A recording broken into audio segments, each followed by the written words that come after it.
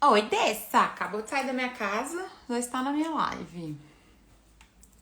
Oi, gente, bem-vindos. Que saudade que eu tava de vocês, de fazer live. Bem-vindos, Natália, Matheus, Ingrid. Gente, me responde uma coisa. Quem é que tá aqui pela primeira vez, assistindo uma live minha pela primeira vez? Quem nunca assistiu nenhuma live minha, diz aqui pra mim, já pra eu saber quantos novatos tem aqui. Bem-vinda, Jan, Rosalina, querida, bem-vinda, Dulce. A gente já vai começar, tá, gente? Eu dou só um minutinho pra ver se pro pessoal chegando, mas eu já vou começar, não gosto de demorar muito pra iniciar a live, não. Ó, o Matheus disse que é a primeira vez. Alguém mais tá aqui pela primeira vez? Nunca assistiu uma live minha? Gente, assim, ó, faz muito tempo que eu tô sem live, né? Porque teve ali o finzinho da minha gravidez, que foi bastante cansativo. E estou, né, Joaquim já tá quase 45 dias de nascido. Então tá sendo a primeira live depois do nascimento do Joaquim. Uma live importante. Que bom que vocês estão aqui comigo, viu? Vamos lá, gente. Então vamos começar. Olha, hoje eu vou até pedir pra vocês separarem aí papel e caneta. Deixa eu ver aqui.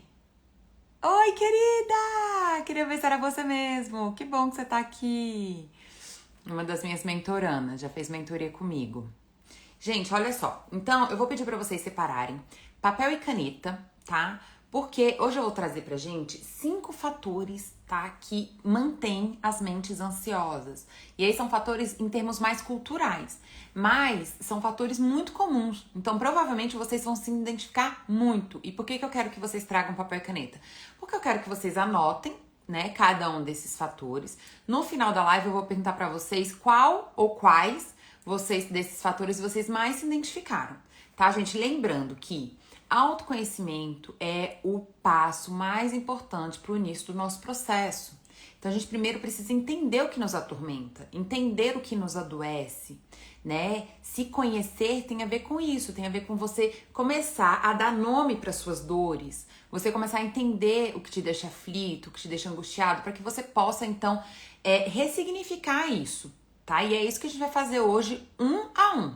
Tá? Cada um dos pontos que a gente passar aqui, eu vou falar por que eles geram ansiedade e vou ajudar vocês a ressignificar eles, tá? Ou seja, o primeiro passo de consciência de muitas pessoas pode acontecer nessa live de hoje, tá? Então são assim, pontos fundamentais, muito comuns, importantíssimos da gente tomar consciência. Então pega sua caneta, pega seu papel, anota, tá? Qualquer dúvida, gente, pode perguntar. Às vezes eu não consigo responder na hora, tá? Porque eu tô aqui no meio de uma explicação, no meio de uma reflexão, mas assim que eu tiver um tempinho eu paro e respondo cada um de vocês, tá bom? E quem já assistiu minha live algumas vezes sabe que eu gosto de começar a live com frase. Eu começo e termino as lives com algumas frases, tá? Então eu vou ler aqui a frase de início. Gente, antes de começar, vou pedir pra vocês, manda aviãozinho pra uma pessoa que você gosta, pra uma pessoa que você sabe, né, que teve esse ano aí difícil, que tá terminando o ano mais ansiosa, mais angustiada. Às vezes a pessoa tá aqui, né, ouvindo uma live e escuta uma coisa que pode realmente mudar o fim de ano dela, né? Ajudar ela a entrar aí no 2022 mais seguro, mais empoderado, né? Com mais esperança, com mais paz no coração, tá bom? Então manda aí pra uma pessoa que você gosta a live que pode fazer diferença na vida de alguém. Vamos lá, gente. Primeira frase, né, pra gente começar a nossa live. Fala assim: o humano erra, o humano se arrepende, o humano sente muito. Deveríamos rasurar o dicionário e reescrever. Ao invés de ser humano, é o humano que busca ser. Então isso é muito importante. Esses pontos aqui que essa frase traz, né? O humano erra, o humano se arrepende, o humano sente e sente muito. Esse já é um pouco do que a gente vai ver aqui na live de hoje. A gente precisa já, para conseguir ter uma mente saudável, ressignificar o que gera valor à nossa humanidade. A gente aprende muita coisa destrutiva, gente, e a gente carrega isso de forma inconsciente, porque a gente não foi ensinado a questionar esses padrões. E é isso que a gente vai fazer aqui juntos hoje. Vamos questionar padrões que a gente fica carregando na nossa vida e que só nos destrói. Destrói aquilo que a gente tem de mais valoroso na vida, que é a nossa relação com nós mesmos. E quando eu falo isso, gente, eu não tô falando sobre você amar mais você do que seu filho, do que, né? Porque tem gente que fala isso, não, mas eu amo muito mais o meu filho do que a mim mesma. Não é sobre isso. O amor para o outro, né? O amor que a gente sente pelo outro é um reflexo do amor que a gente sente por nós. Quando a gente não se ama, a gente muitas vezes acaba vivendo uma relação com o outro de codependência e não de amor real. Então, o amor por nós, ele não é egoísmo, né? O autocuidado, gente, não é você não querer sentir nada por ninguém ou não pensar mais em ninguém, só em você, não. Na verdade, uma pessoa saudável, bem cuidada, é uma pessoa que vai se relacionar muito melhor. As pessoas que estão em volta de pessoas saudáveis usufruem muito disso. Muito, mesmo vivendo limites, mesmo recebendo limites. Essas pessoas vão usufruir muito. Por quê? Porque elas vão estar ali não só recebendo um afeto muito mais livre e saudável daquela pessoa, né? Como também aprendendo, né? Se inspirando com essa pessoa. Então, né? É muito importante a gente entender que essas questões que eu vou estar trazendo hoje falam sobre essa relação primária, que é essa relação com nós mesmos. Quando a gente cura a nós mesmos, a gente fica saudável para viver outras relações, tá bom? Então, vamos se concentrar na gente agora. Eu sei que às vezes durante a live, né, ou durante um processo terapêutico é muito comum as pessoas começarem a pensar nas pessoas que ela ama. Então, ai, meu filho sofre isso, fulaninho, tudo bem. Você depois pode indicar, gente, essa live para essa pessoa, porque a live vai estar salva lá no YouTube. Mas agora eu queria que vocês exercitassem isso. Estar com você, olhar para você, tá? Esse é um exercício que a gente não aprende, que a gente não é incentivado, né? A gente, na verdade, aprende a viver tudo pro externo. A gente quer mais parecer do que ser, né? A gente cuida mais de uma imagem do que o que a gente é. E é exatamente isso que nos adoece. Porque não adianta ter 20 pessoas, 1000 pessoas, e eu tô falando isso como psicóloga, experiência própria. Eu recebo todo dia no meu consultório pessoas que são muito admiradas, que são muito queridas por muitas pessoas. E ainda assim essa pessoa tá doente. Ainda assim essa pessoa tá ansiosa, tá depressiva. Por quê? Quem tá faltando admirar ela? Quem tá faltando gostar dela? Ela mesma, tá? Então entenda, cuidar de si, gente, é o primeiro passo para viver uma relação relações saudáveis, uma vida profissional de sucesso, né?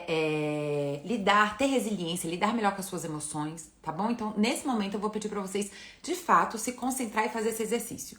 Pense em você. Esse é o momento para você se conhecer e você se analisar. Combinado? Vamos fazer esse exercício juntos hoje? Beleza. Então, vamos lá, galera.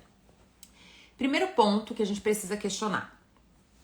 Nós somos extremamente, né, condicionados a nos alienar das nossas emoções. Quer dizer o quê? A gente aprende a rejeitar, a criticar e a desqualificar as nossas emoções. Só que existe um grande problema nisso, sabe qual é?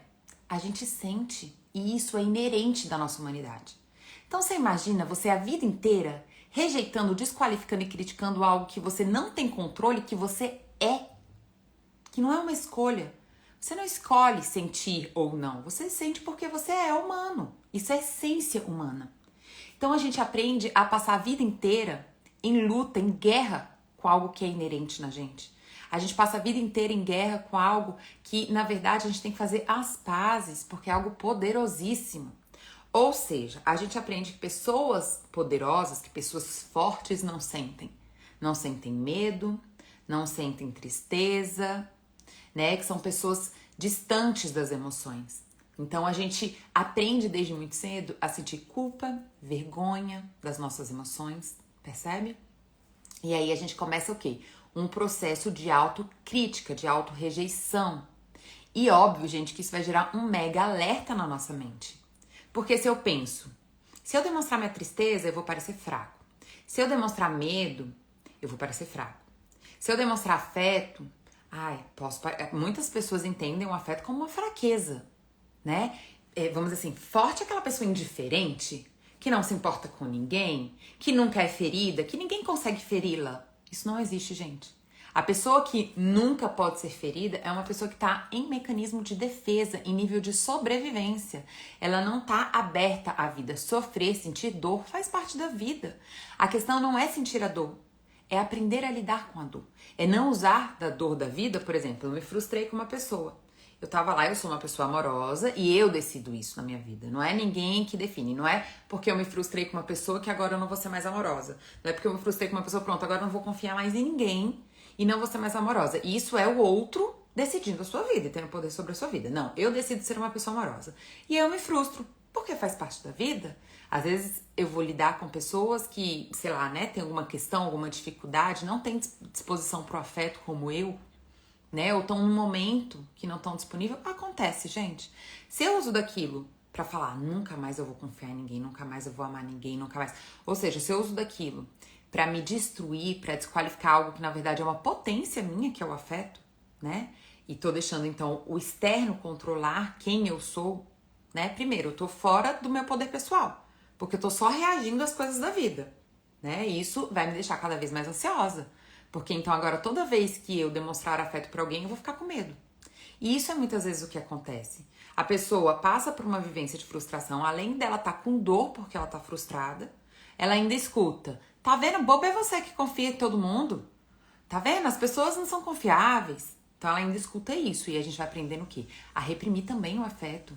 Muita gente se acha bobo por amar. Olha que coisa, né? Da onde que essas pessoas tiraram isso? Porque elas aprenderam, ouviram. Ouviram que um menino que demonstra afeto, ele é bobo. Que uma menina que demonstra afeto, todo mundo vai passar em cima dessa menina, né? Ou seja, as pessoas colocam essas duas coisas, força e afeto, como se fossem coisas contraditórias, opostas. Não, gente, afeto é poderosíssimo. Na verdade, pessoas bem resolvidas, pessoas realmente emocionalmente fortalecidas, elas amam. Elas amam por quê? Porque primeiro elas amam elas mesmas, então elas estão seguras de lidar com as possíveis frustrações que existem no caminho. Então o que acontece? Por que reprimir as emoções, gente, gera tanta ansiedade, tanto alerta? Primeiro porque você começa a se reprimir, você tá sempre em alerta e se vigiando, vigilante com você. Então muitas pessoas têm, por exemplo, uma crise de ansiedade, né, ao demonstrar uma emoção. Então a pessoa chorou na frente de outras pessoas porque às vezes não conseguiu segurar a emoção, que é normal, né? E logo depois ela tem uma crise de ansiedade. Por quê? Porque ela se sente boba, ela se sente inconveniente, ela se sente fraca, ela se sente exposta. Porque a gente aprendeu que a gente não deve demonstrar emoções.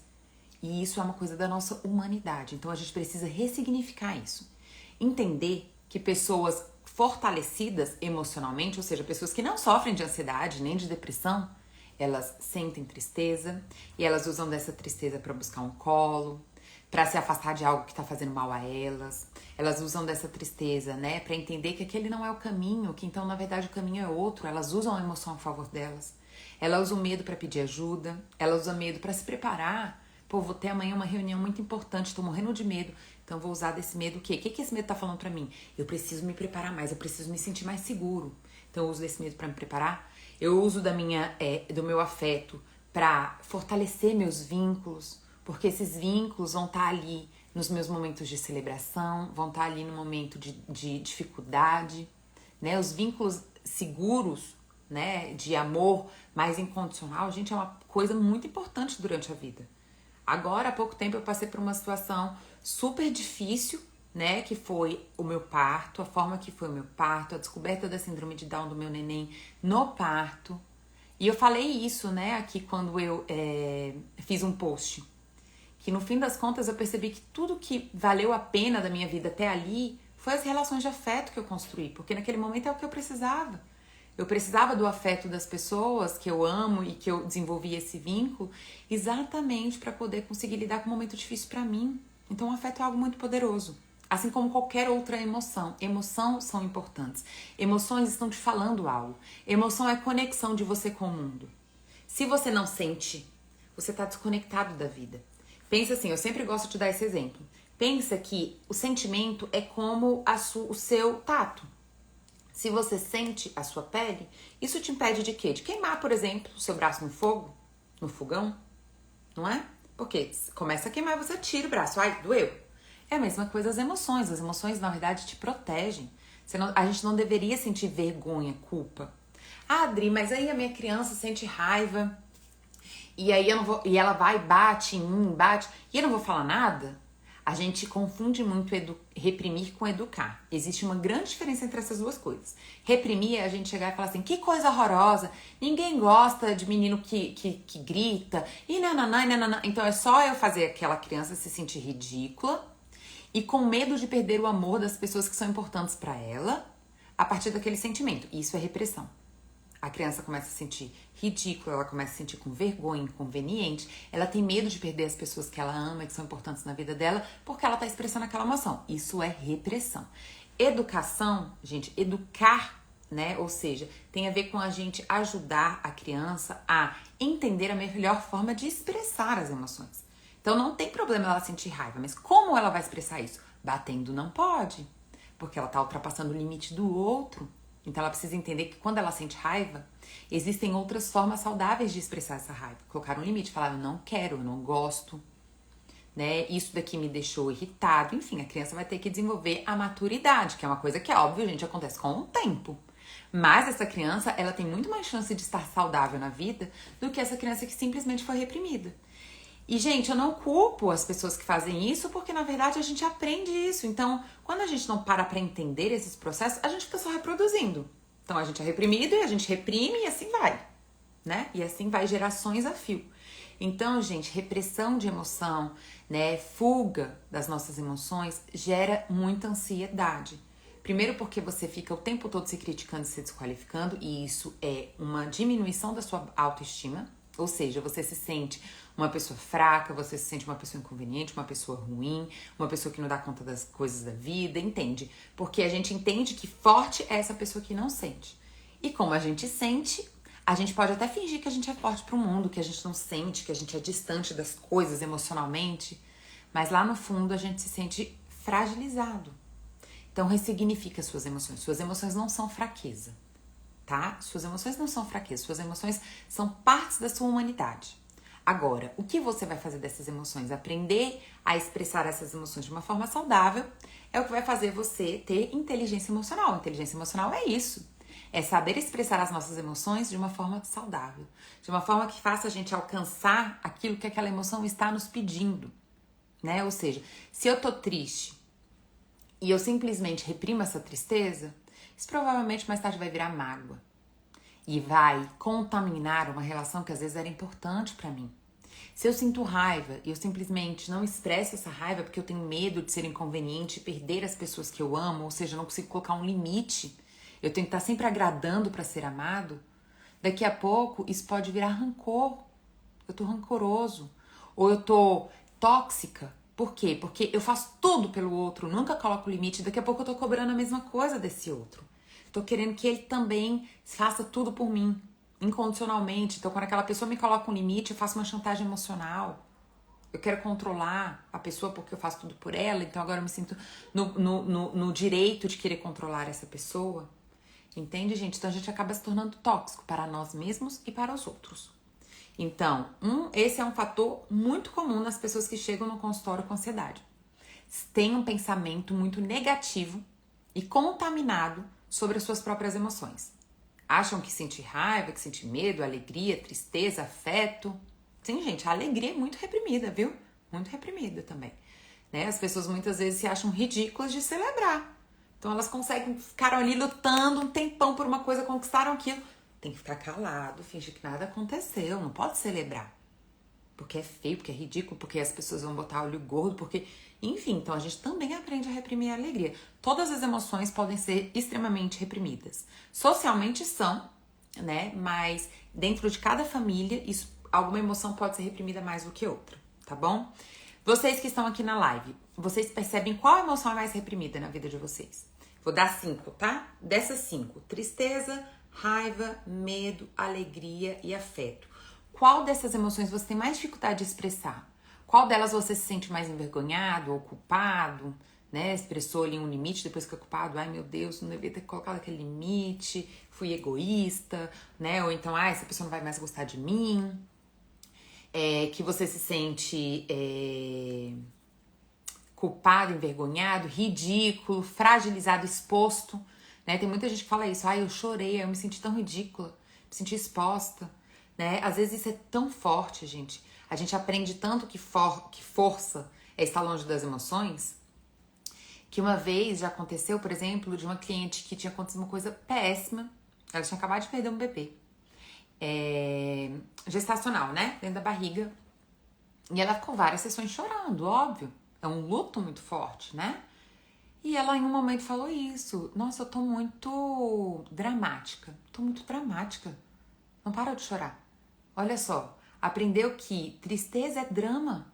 Isso é repressão. É repressão. E aí a gente fica o tempo todo se maltratando, se desqualificando, diminuindo a nossa autoestima. Tudo que diminui a nossa autoestima, gente, aumenta a nossa ansiedade. Tudo que diminui a nossa autoestima, anota isso daí. Tudo que diminui a sua autoestima, aumenta a sua ansiedade. Por quê? Quando você se sente incapaz, impotente, sem valor na vida, tudo é uma ameaça para você. Acabou sua resiliência. Você não vai conseguir lidar com as coisas da vida com resiliência. Às vezes uma coisinha que acontece assim, eu tô tão fragilizada, tão enfraquecida, que uma coisinha desse tamanho que aconteceu, né? Uma pequena frustração do dia que aconteceu, contamina toda a minha semana. Eu fico o resto da semana magoada, pensando naquilo, angustiada, ansiosa por causa de uma coisinha que aconteceu. Imagina quando acontecem grandes coisas, né? Que acontece na vida de todo mundo. Todo mundo vai passar por situações difíceis, né? E mais duras na vida. Isso faz parte da vida, faz parte de existir. Né? Imagina quando acontecer essas coisas mais duras. Se eu tô fragilizada com uma coisinha que aconteceu. Imagina quando acontecer uma coisa mais dura. Me derruba. Me derruba. Então, gente, resiliência tá totalmente relacionado à autoestima. Eu me sinto capaz, eu me sinto potente, eu me sinto ok. Né? O que eu sou é bom, é ok. Então, sentir não é um problema.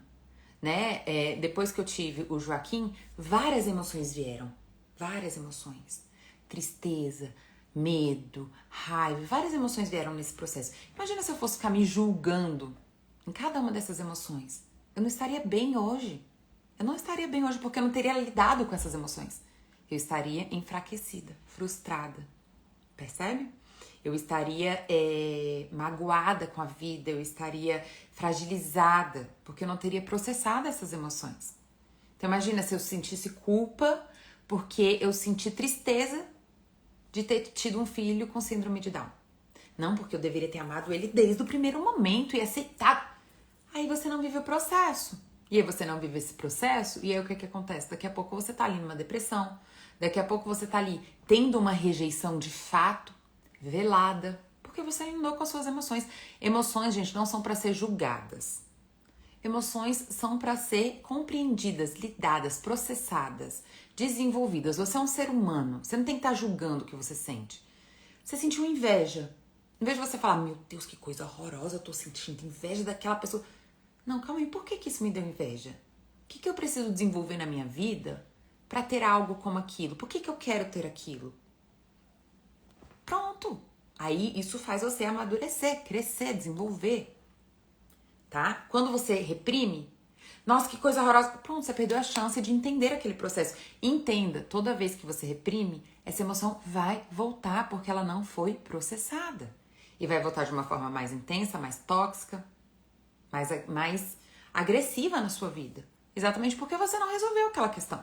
Se você pega essa inveja, entende por que você está com inveja daquilo e tenta amadurecer isso na sua vida, pronto, você não vai sentir mais inveja daquilo, porque você usou daquele sentimento como um processo de crescimento para você, ok?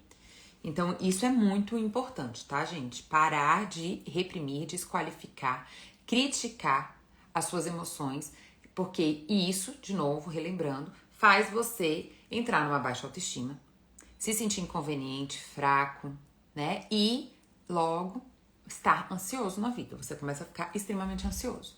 Tá? Então, por exemplo, eu já recebi um caso de um cliente que ele sentia muita raiva. Por quê? Porque aconteciam coisas no trabalho dele, na vida dele, que ele precisava colocar limites, mas ele não colocava. Por quê? Porque ele tinha que ser sempre agradável. Ele entendeu que ele sempre tinha que ser agradável para ser amado. Então, aquele tanto de raiva reprimida começou a deixar ele extremamente ansioso. Por quê? Porque ele tinha que se expor a relações e a lugares que faziam mal para ele. E ainda fingir que estava tudo bem. É óbvio que isso vai te adoecer, gente. É óbvio que isso vai gerar uma mega de uma depressão ou de uma ansiedade. Porque eu tenho que me expor a algo que me faz mal e ficar calado? Percebe? E depois que ele foi aprendendo a colocar os limites, essas relações e esses passos foram voltando a se tornarem ok's e até bons. Por quê? Porque às vezes a outra pessoa não entende que tá te fazendo mal. Você precisa colocar um limite naquilo. Você é responsável pelos seus próprios limites. E às vezes a gente coloca o limite e resolve a situação. Resolve a relação. Tá bom? Gente, eu tô vendo aqui. Eu acho que eu não vou conseguir fazer os 5 fatores hoje. Tô achando que a gente vai fazer metade hoje, metade na próxima live. Eu tô coçando, gente, porque, olha, eu desci com o Joaquim e uns marimbondinhos me picaram e pensa num trem que coça. Nossa Senhora. Então, assim, eu tô achando que eu não vou conseguir, porque 7 horas eu tenho que dar de mamar. Já passou quase meia hora, eu tô falando só do primeiro. Mas vocês estão gostando? É porque, assim, às vezes eu acho que é mais interessante a gente aprofundar pra vocês realmente saírem da live com mais compreensão, né? Com mais autoconhecimento, com mais chance de transformar, né, esse fator de ansiedade. Porque às vezes a gente passa correndo em cada um e acabar não conseguindo, né, aprofundar e gerar de fato um impacto na vida de vocês. Estão gostando? Gostaram? Se viram nessas repressões? Então algumas pessoas aqui falaram, né? Vamos ver aqui. Gente, eu perguntei qual das emoções, dessas 5 emoções, tristeza, raiva, medo, alegria e afeto, qual dessas 5 você mais reprime? Você mais tem dificuldade de expressar, você mais sente vergonha ou culpa, né? Ou você se sente ridículo, ou você se critica quando você sente ou quando você expressa. Me conta. Ó, o Matheus falou raiva. É bastante comum, tá, Matheus? Raiva é uma emoção muito mal entendida. Muita gente, inclusive, confunde raiva com agressão, com violência. Raiva não é agressão nem violência. Violência e agressão são expressões distorcidas do sentimento de raiva, exatamente de quem não tem inteligência emocional para lidar. Então, tem gente que reprime, tem gente que exagera, que explode. Os dois extremos são destrutivos. A gente tem que encontrar formas resolutivas, saudáveis, né, que levem a gente para um lugar melhor de expressar as nossas emoções. Então, às vezes, ao invés de eu ir lá e agredir, eu vou colocar um limite, né? Ó, Ismilane falou que afeto. Então, muita gente sente, como eu falei, o afeto como uma fraqueza, né?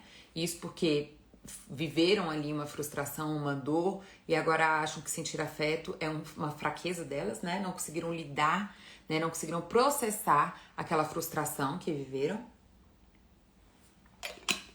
A Erika também falou raiva.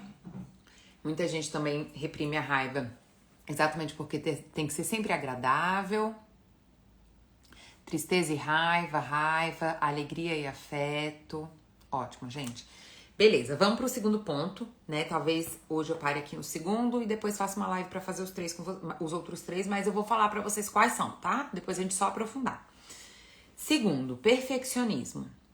Gente, a gente aprende socialmente algo muito tóxico e que nutre muito a nossa ansiedade, que é errar faz de você inferior.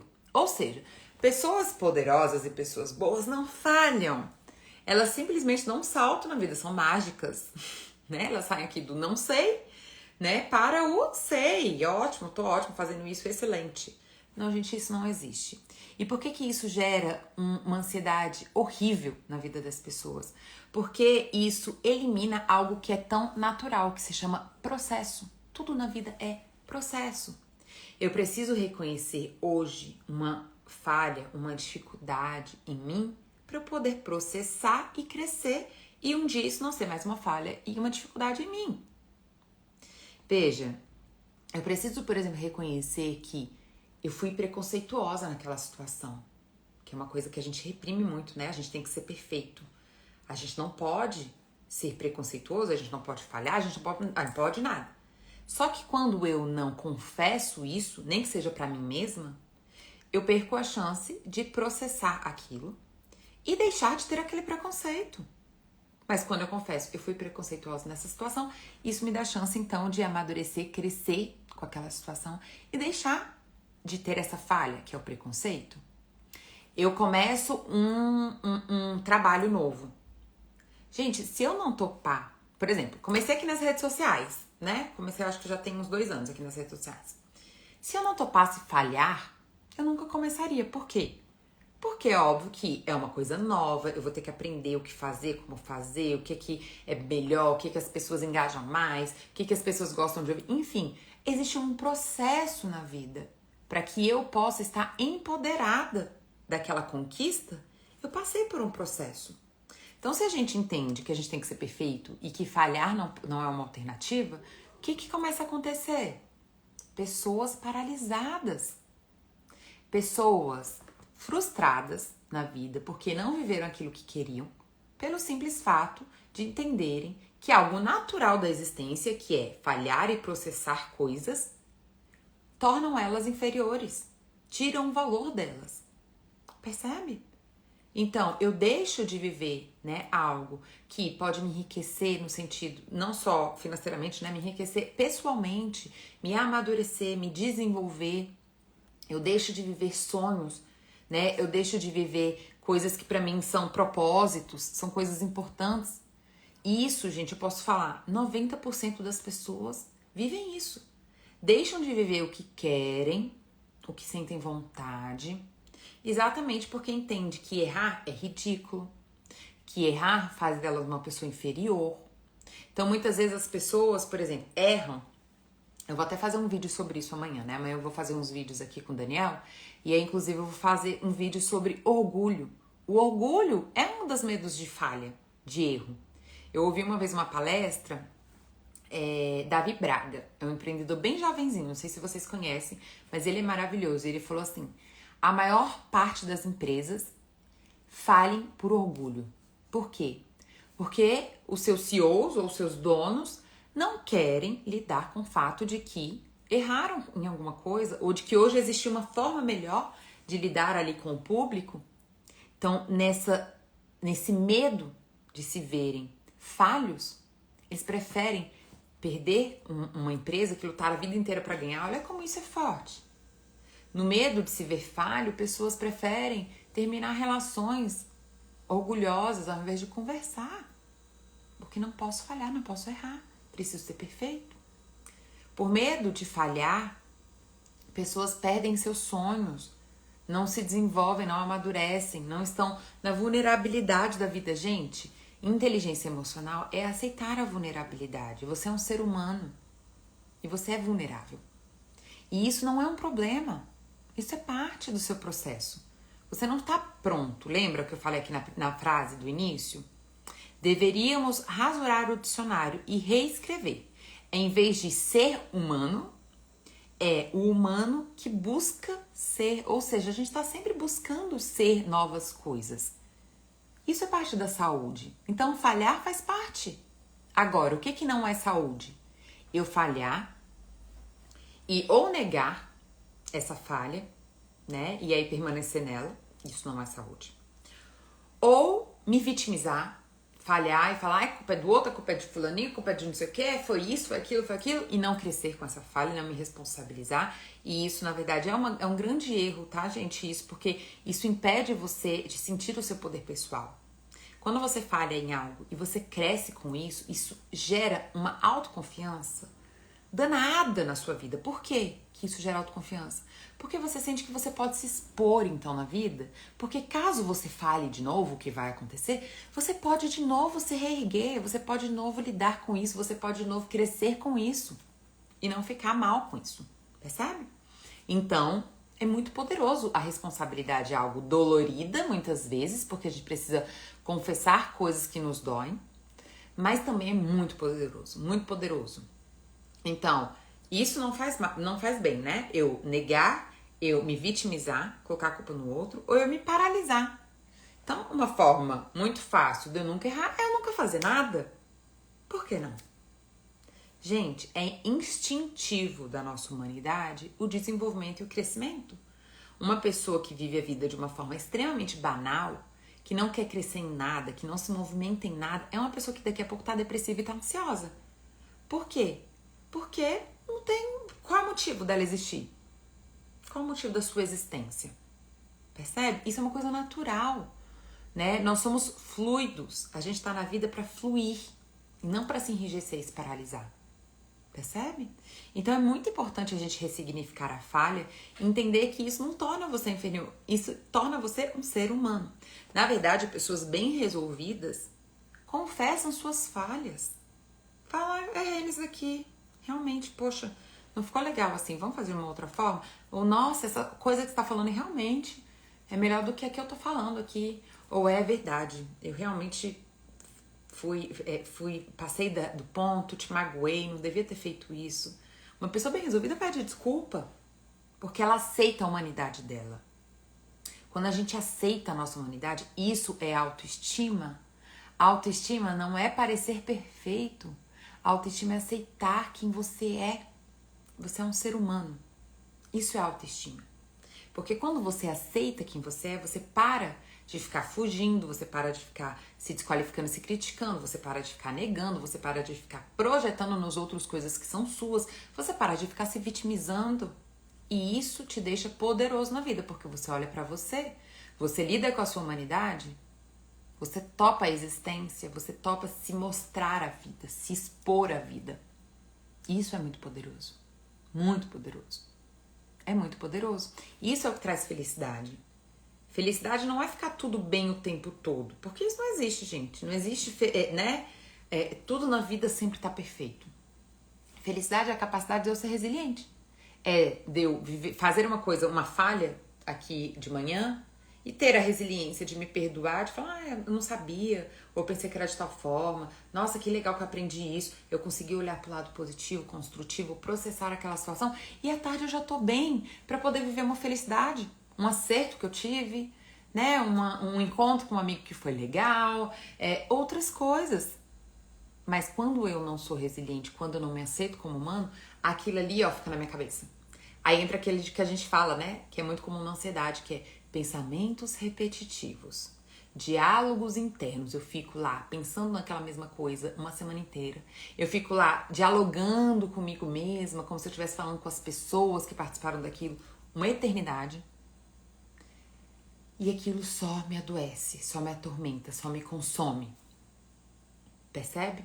Então a gente tem que entender que aceitar a nossa humanidade falha não tem a ver com autopiedade. Ai, coitadinho de mim, falhar faz parte da vida, tá tudo bem. Não, tem a ver com reconhecimento e com a responsabilidade sobre isso, tá bem? Me fala desses dois fatores que eu falei, né? Diálogos internos e pensamentos repetitivos. Quem sente isso? Quem sente? Ó, a Erika já até perguntou. O que fazer com esses diálogos repetitivos? Veja, Erika, você precisa entender, buscar entender qual é o gatilho que mantém esse diálogo. Ou seja, é uma raiva mal expressada? Você estava com raiva, precisava colocar um limite, não colocou, e agora está com esse diálogo repetitivo? Você sentiu vergonha, ou seja, você reprime uma parte da sua humanidade, e aí você foi vista nessa parte que você reprime, nessa parte que você tem vergonha, e aí agora você ficou reproduzindo isso. Você tem que ver qual é o gatilho, qual é a rejeição, qual é a repressão que tá fazendo você ficar nesse gatilho. Você tá se expondo a pessoas agressivas emocionalmente pra você e você mesmo assim continua se expondo? É por isso que você tá nesse gatilho e tá com esse monte de diálogos internos repetitivos? Então precisa entender qual é o gatilho que tá fazendo eu estar nesse processo. Ou seja, qual é a repressão? Qual é a destrutividade que eu preciso desenvolver, ter mais maturidade para lidar com aquilo, me proteger, para não ficar mais ansioso dessa forma? Eu escondo os meus sentimentos, choro escondido. Pois é, então isso entra lá naquele primeiro aspecto, né? Que é a questão da alienação emocional, como se a gente fosse pessoas fracas por sentir, tá? Tristeza, gente, é uma coisa natural. A gente sente tristeza. Tá tudo bem. Tá tudo bem. Tá tudo bem não estar bem. Tá tudo bem eu chorar. Isso não faz de você uma pessoa fraca. Ser forte não é não sentir tristeza. Ser uma pessoa fortalecida emocionalmente é saber lidar bem com essa tristeza. É acolher ela, é poder encontrar caminhos para processá-la, para que daqui a pouco, amanhã, depois de amanhã, você já não esteja mais com essa tristeza, tá? Então, isso é estar fortalecido. Por quê? Lembra, fortalecido é amigo da resiliência. Então, a gente vai sofrer na vida. O que faz a gente viver, continuar na vida e continuar saudável, mesmo com as dificuldades e as dores que a gente vai ver, é resiliência. Ou seja, é a capacidade de lidar com as minhas emoções, com a minha humanidade falha, sem deixar que aquilo me destrua. Sabendo lidar com aquilo, tá bom? Então, chorar, pedir um colo, né? Falar para uma pessoa que você tá triste com aquilo que aconteceu pode ser muito mais efetivo do que se sentar num quarto sozinho e chorar sozinho, né? Que é algo que pode, na verdade, fazer você só guardar aquilo como uma mágoa e te contaminar. E começar a contaminar a sua felicidade na vida. Porque se você carrega mágoa, rancor, você tá contaminado. Isso vai impedir a sua felicidade. Tá bom? Então, gente, quem mais? Tá? Porque esses são fatores muito comuns. Quem aqui fica com medo de começar um projeto novo, por medo de falhar? Quem aqui é criticado e aí fica morrendo de ansiedade, de angústia por ter sido criticado? Quem aqui esconde falhas ou se vitimiza, culpa outras pessoas pelas falhas que viveu? Né? Pensem nisso. Eu quero que vocês saiam daqui conectados com vocês. Tá? Não é pra ser uma live só pra vocês virem aqui, ouvirem passivamente e voltar pra vida, né? Sem nenhum tipo de transformação a partir disso que vocês estão ouvindo. Né? Então tem aqui por faixa de umas 15 pessoas que estão aqui desde o início da live ouvindo essas coisas e permanecem. Então eu quero que vocês saiam daqui realmente tocados, em algum nível conectados, mais conectados com vocês mesmos, mais amorosos, resilientes com vocês mesmos, tá bom? Então, o que vocês fazem a partir desse perfeccionismo? Vocês escondem seus erros, vocês se vitimizam, vocês se paralisam? O que vocês fazem? Eu quero saber. Compartilha aqui comigo. Vamos para o terceiro. Tá? Eu acho que vai dar tempo ainda de fazer o terceiro. Qualquer coisa, eu faço o quarto e o quinto numa próxima live, tá bom? Que bom, querido. Que bom, Erika. Saudade de você.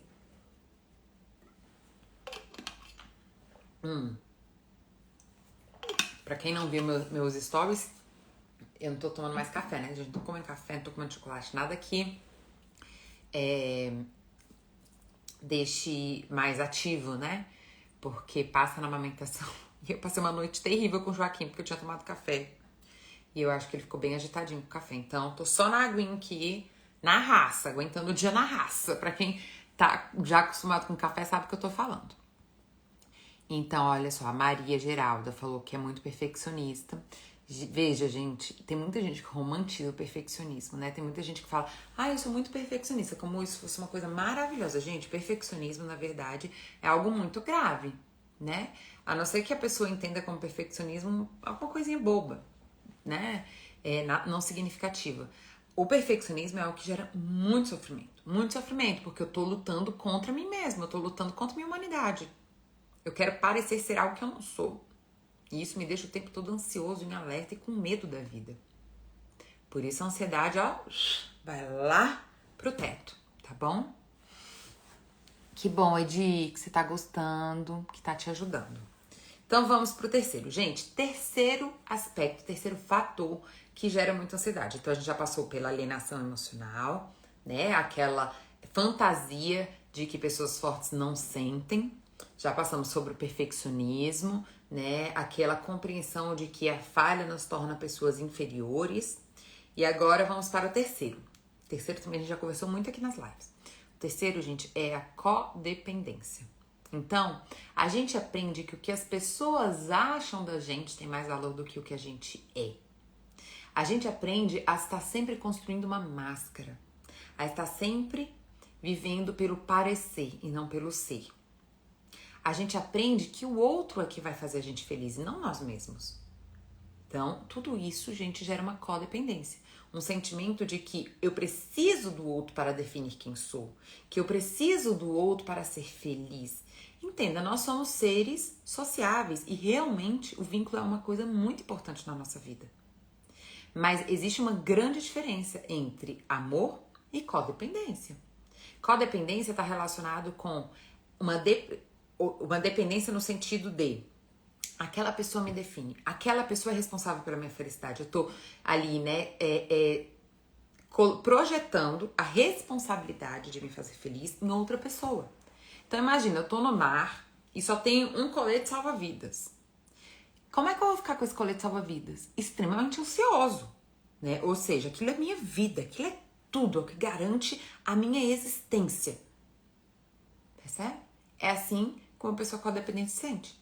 Por isso, a pessoa codependente faz um alto nível de expectativas, ou seja, ela tá sempre esperando que o outro a faça feliz, né? A faça tudo por ela, ajude ela, ou ela tem que estar sempre ajudando e agradando os outros.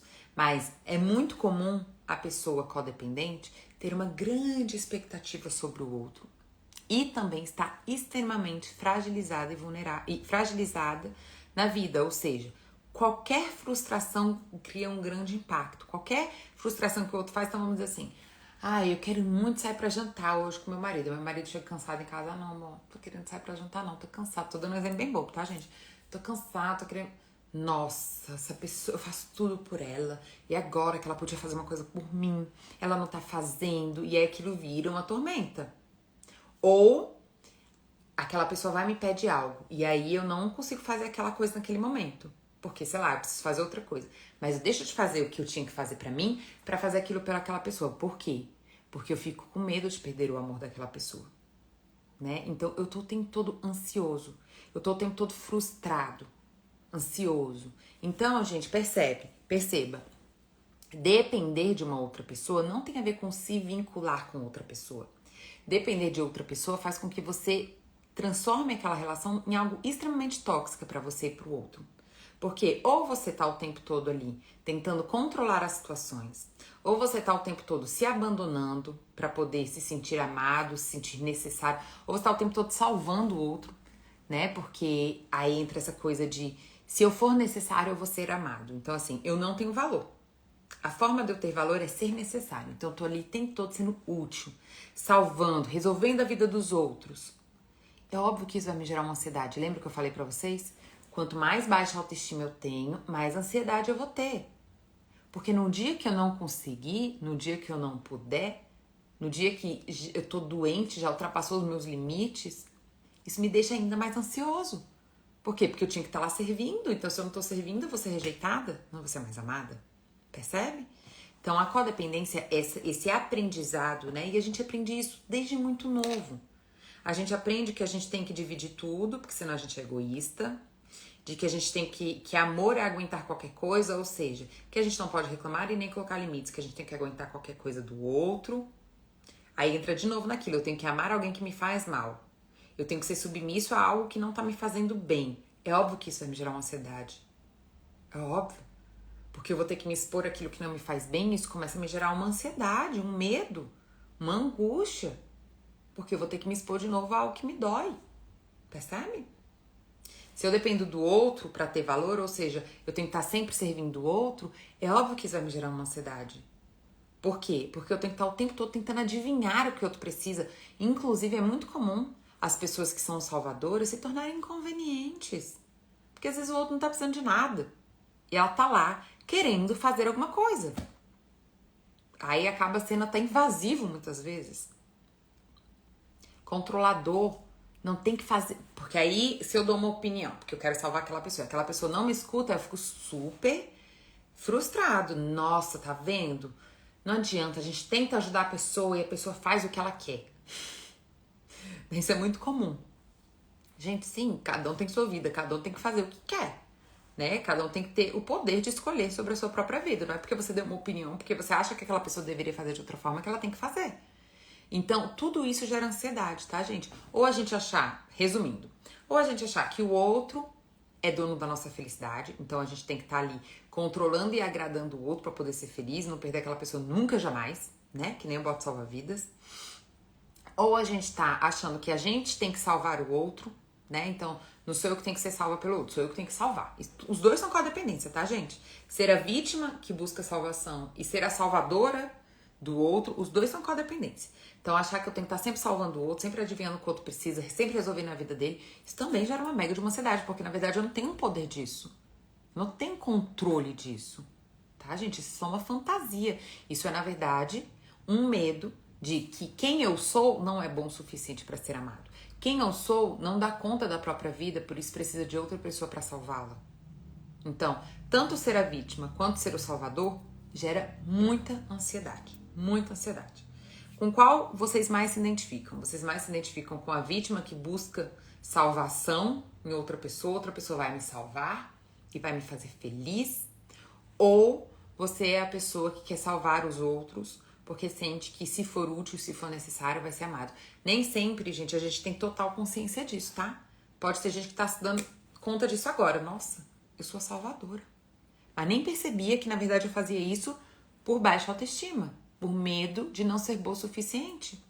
Então, se eu for necessária, se eu for útil, as pessoas vão precisar de mim, não vão me rejeitar, não vão me abandonar. Porque eu, sendo quem sou apenas, não é bom o suficiente. Então, isso é baixa autoestima. Né? E aí eu tô ali o tempo todo ansioso em servir, em ser útil. Ou eu tô ali o tempo todo ansioso em controlar aquela relação, porque eu tenho muito medo de ser rejeitada, muito medo de perder aquela pessoa e aí eu nunca mais vou ser feliz, porque eu só sou feliz por causa daquela pessoa. Aquela pessoa me faz feliz. E aí, vocês se identificam mais com qual? Salvador ou vítima? Me contem. Me contem, me contem, me contem. Me contem, me contem, me contem. Com qual desses vocês mais se identificaram? Como vocês vivem esse processo de codependência, gente? Como vocês vivem essas relações? A Paty, você se vê mais como vítima ou como salvadora? Pode ser que algumas pessoas se veem com os dois, tá? Não tem problema, acontece. Ó, a Maria Geralda, salvadora. Então, Maria Geralda, tem que trabalhar a sua autoestima pra você poder viver os limites, né? E não ficar nessa ansiedade de ser útil, de ser necessária, né? Olha só, a gente tá bem dividido. Salvador é vítima, salvador e vítima. E a pessoa que se percebe na vítima precisa trabalhar a sua autoestima para poder viver o seu poder pessoal, saber que você tem competência de se fazer feliz, de resolver sua vida. Então, se você resolve tudo para todo mundo, é o salvador, né? E aí, gente, isso gera muita ansiedade, sobrecarga. São pessoas, né? As pessoas salvadoras são extremamente sobrecarregadas. Então, uma hora a mente entra em pane mesmo. Em pane, tá? A Paty, salvadora. Às vezes os dois, pode acontecer, tá? Os dois. Às vezes a gente vive isso. Depois eu posso fazer uma live mais sobre isso, né? Que a gente chama de... os jogos, né? Os jogos das relações. Então, às vezes a gente é salvador e às vezes a gente é vítima. Do tipo, a gente vai lá e fica salvando o outro, né? E aí, quando o outro frustra a gente se vitimiza. Fala, não, mas, nossa, eu sempre fiz tudo por você, né? E, gente, quem tá percebendo isso, acolhe, tá? Não é pra ficar se criticando, não. Muito pelo contrário. A gente tá aqui nessa live pra acolher a nossa humanidade, pra gente usar dessa consciência pra transformação. Primeiro a gente precisa ter consciência pra gente conseguir transformar. Como é que eu vou transformar algo que eu nem percebo? Mas se eu não percebo isso, por mais que me doa, às vezes vai doer tomar consciência, gente. Mas às vezes é uma dor que é o que vai fazer a gente ir pra frente. Muito melhor do que aquela dor de não ter consciência e ficar o resto da vida vivendo processos negativos, destrutivos, adoecedores na vida, tá bom? Estou feliz com ele e também posso ser feliz sem ele. Aquele apelido todinho não é bom.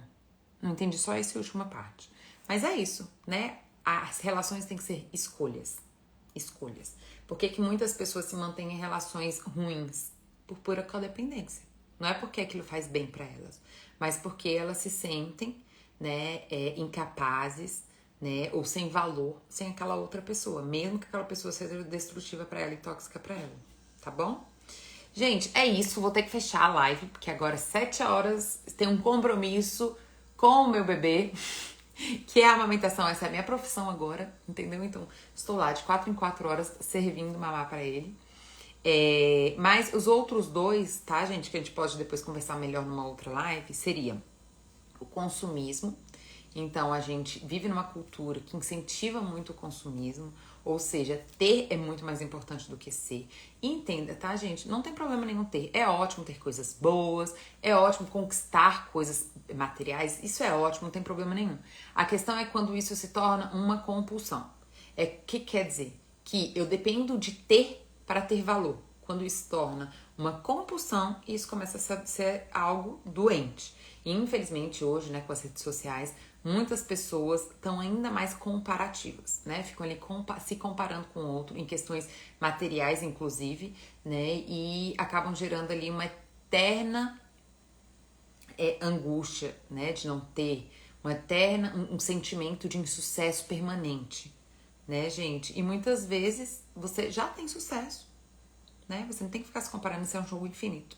Você já tem sucesso, tem que ser grato ao seu sucesso para conseguir ir além, né? Às vezes esse sentimento de comparação é o que te impede, inclusive, de viver mais abundância na sua vida, tá? Então, o consumismo, né, é um outro fator que gera muita ansiedade. E o utilitarismo, ou seja, essa questão da hiperprodutividade. A gente está num momento, né, da cultura que isso está sendo extremamente incentivado. Inclusive, tem uma frase que fala assim: produzem enquanto eles dormem. Não, gente, não produz enquanto ninguém dorme, não. Dorme também, tá bom? Tem que descansar, renovar. Isso daí é o caminho para ter um burnout, tá? Então, não.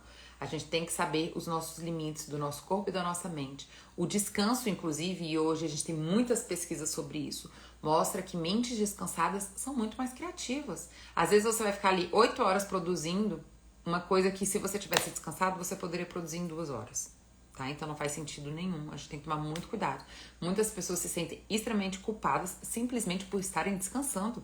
Não pode descansar então agora, tem que estar o tempo todo fazendo coisa. Não pode deitar no sofá, não pode ver um seriado, não pode... Porque tá o tempo todo culpado, porque o tempo todo tem que estar sendo útil na vida, produzindo alguma coisa, né? E a gente precisa, na verdade, gente, produzir saúde. Se você tem saúde, você vai ser muito mais produtivo do que se você só tenta ser produtivo e adoece. E aí, quando você adoece, você vai ficar zero produtivo, tá bom? Então, foi só um resuminho desses dois. Gostaram? Eu espero que vocês tenham gostado, que tenha impactado vocês em algum nível, que vocês possam ir aí, né, pra esse fim de ano um pouco mais conectados com vocês e um pouco mais amorosos com vocês mesmos, tá? Mais resilientes e com mais aceitação com a sua própria humanidade. Então, pra terminar, gente, a live eu gosto sempre de terminar com uma frase, né? E a frase que eu vou fechar hoje é: seja afago na dureza do mundo, tá? Então, infelizmente, a gente tá o tempo todo aprendendo a ser muito duro na vida. E a gente precisa ser mais afago com nós mesmos, inclusive. Para que a gente tenha um afago, um colinho gostoso pro outro, a gente precisa ter um colinho para nós mesmos. Então, cuidado com essa dureza da vida, com essa dureza, né, que as pessoas, que a cultura o tempo todo exige que sejamos, né? Nós não temos que ser duros, nós temos que ser saudáveis. É isso que vai fazer a gente chegar mais longe, tá bom? Um beijo, meus diamantes, que saudade que eu tava de fazer essa live com vocês, tá? Então, provavelmente eu devo subir a live, gente, quinta ou sexta, tá bom? Eu aviso aqui nos stories pra vocês. Se eu conseguir já subir amanhã, eu já subo amanhã, na terça-feira, tá? Eu aviso vocês. E espero que vocês tenham gostado e indiquem pra outras pessoas, tá? Pra gente ter mais visibilidade lá no YouTube, que me ajuda bastante. Um beijo, queridos. Até a próxima.